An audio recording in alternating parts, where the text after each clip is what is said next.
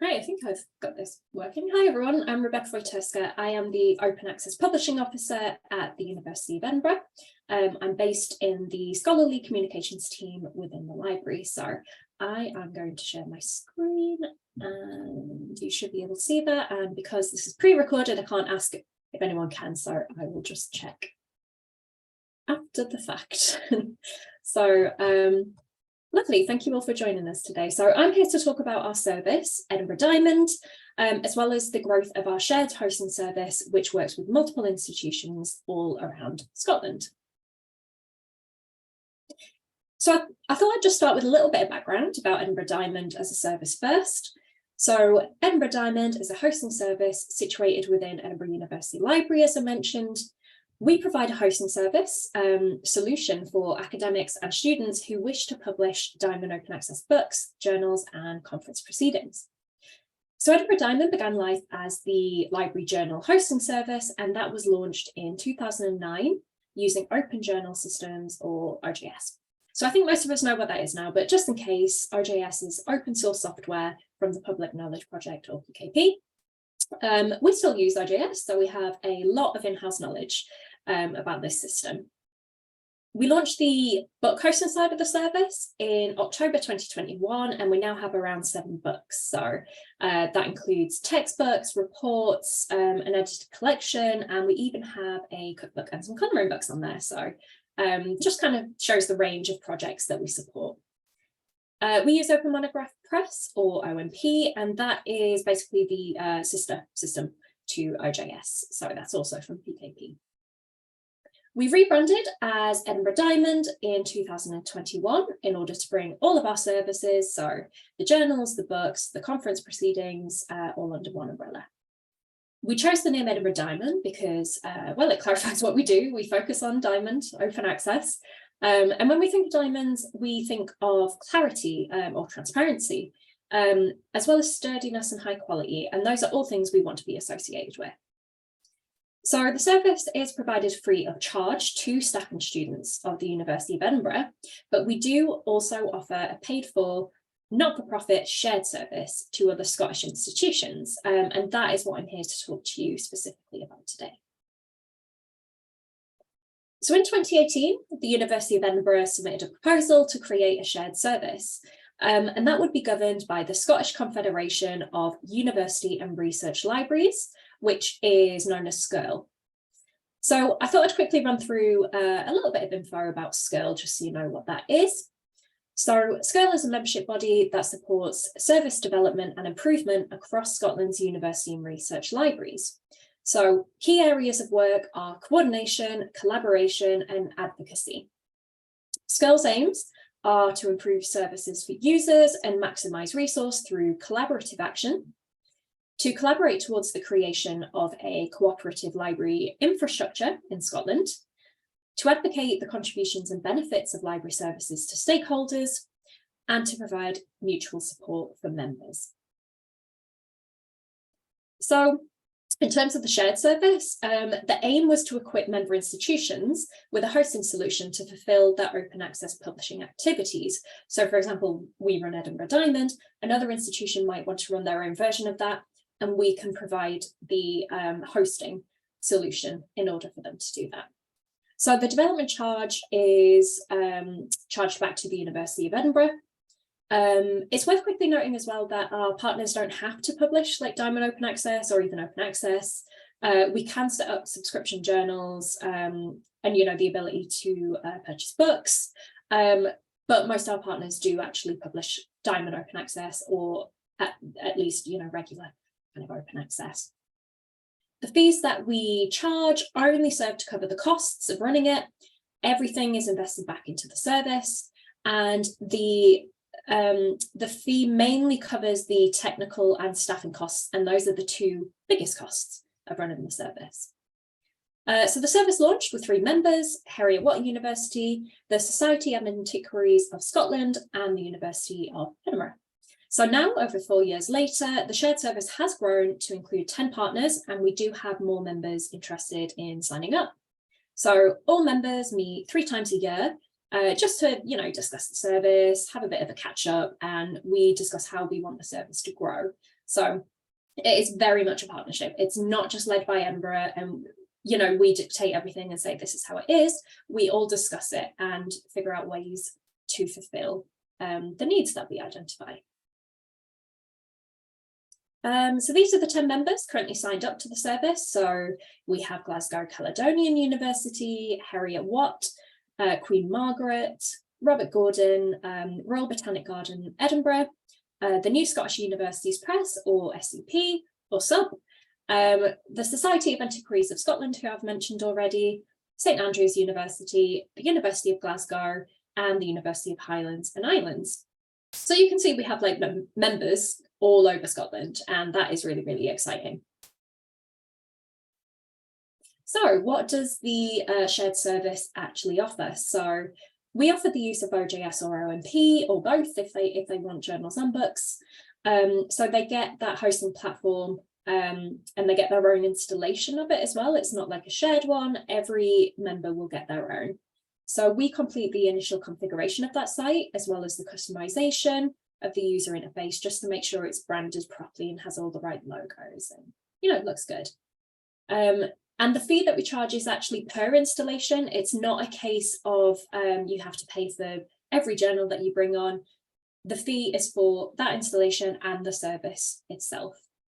So it's, you know what you're getting and you know what the cost is. Users get the workflow management system. So OJS and OMP both have one inbuilt, and you have the option to use that if you want. So you can facilitate submissions, you can manage peer review, copy editing and typesetting. You can't do that on the system, but you can facilitate those stages of the workflow on the system.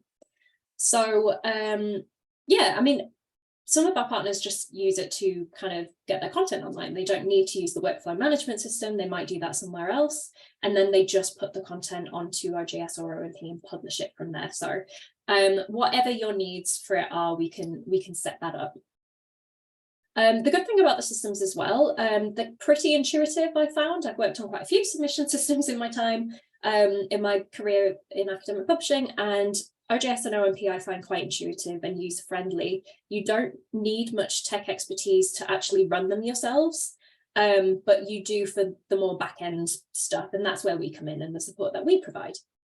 And speaking of that, users do get ongoing technical support. So we support all stages of setting everything up, and we also complete the migration of back content. So if the journals or books are hosted somewhere else, we can bring them on. We're also responsible for the technical maintenance of the platform, as well as the upgrades. And yeah, we're just on hand for like day-to-day technical queries. So it's very much ongoing support, not a case of you're set up and see you later. We also provide guidance in a lot more areas, and this includes archiving and preservation. So we can give advice on where to get your content preserved. We do also do our own internal daily backups. So if the system blew up, the content won't all be lost.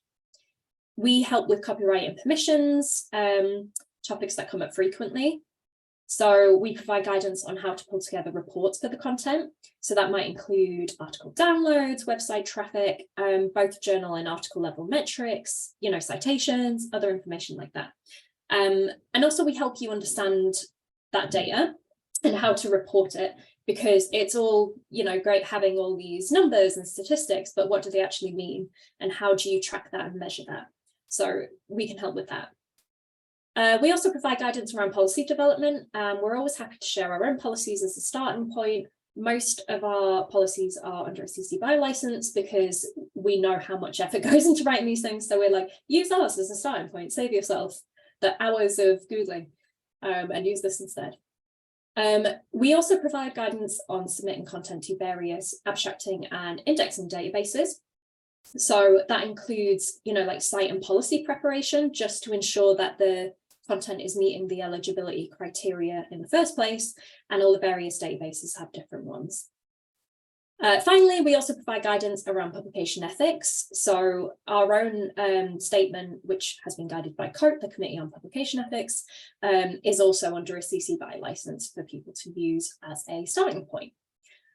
We would expect serious matters, or well, most matters, to be dealt with in-house by the partners themselves, but we can always meet and discuss and share our woes together, which we do. Of course, there are certain elements that the service doesn't include. So, for example, ISSNs, ISBNs. Edinburgh Diamond, for our service, we use our internal free service, I should say.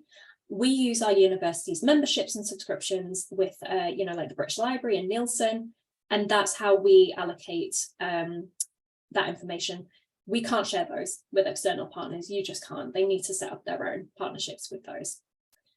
We also don't provide DOIs, so we have a membership with Crossref to assign and deposit our DOIs, and we would expect other institutions to set up their own. Although I mentioned we do provide guidance around kind of submitting to indexing databases, we don't actually do or track those submissions ourselves.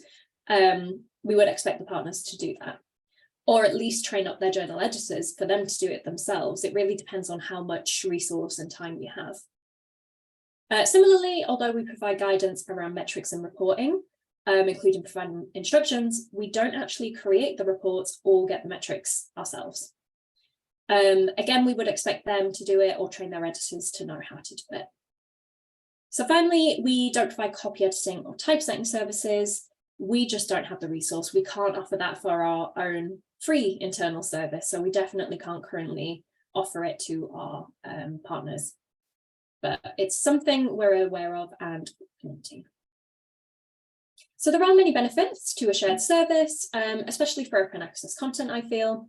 So for example, it does offer, flexible hosting and publishing solutions. So we can set up a site to facilitate hosting services for other institutions, like we're in the process of doing for St Andrews. They have their own version of Edinburgh Diamond. It's not called St Andrews Diamond though, but maybe it should be. But anyway, so we can set things like that up. We can set up publishing arms for membership groups like we have done for the Royal Botanic Garden, Edinburgh.